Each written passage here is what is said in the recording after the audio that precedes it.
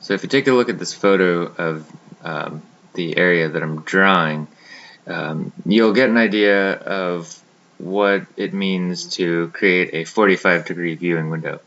You'll notice that this photo is slightly larger than 45 degrees. Now if you look at another photo that's at an even wider angle, you can begin to see how things get a little bit distorted. So when we go to set up this drawing, you have to be very careful that you are using a 45-degree viewing window. One of the things that you'll notice if I have this on video is that my eye level is just above the concrete area right next to me. And so when you look across, you'll know that your eye level is just above the concrete on the actual building. So that's another way that you can locate your eye level height in relation to what's around you. As always, the first thing you do is create a horizon line to start with, and that's just a compositional decision.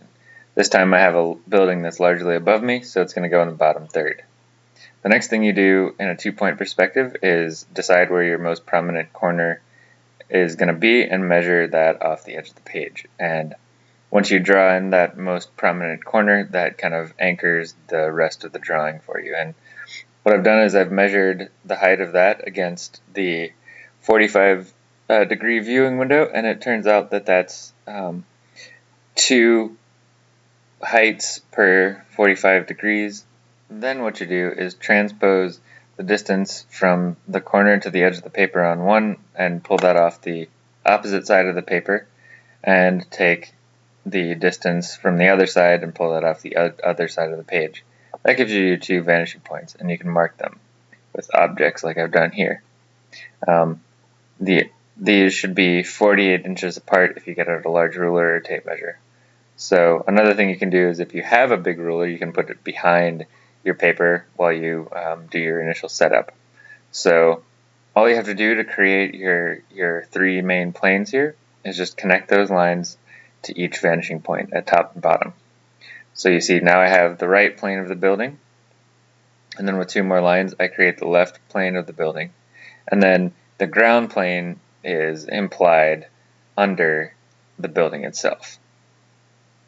So once I've done that, I can measure out the concrete blocks against the height, and there are 8 concrete blocks all the way up. So what I'm going to do is, rather than follow this exactly, I'm going to create a situation where everything lines up with these measurements of the 8 concrete blocks. So I'm just going to carry each of those out to the vanishing point and create the beginning of a gridded structure that I can just follow to finish out my drawing.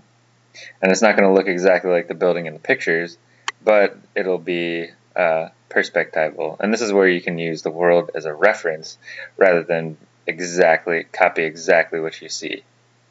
Just depends on what your goal is with your drawing.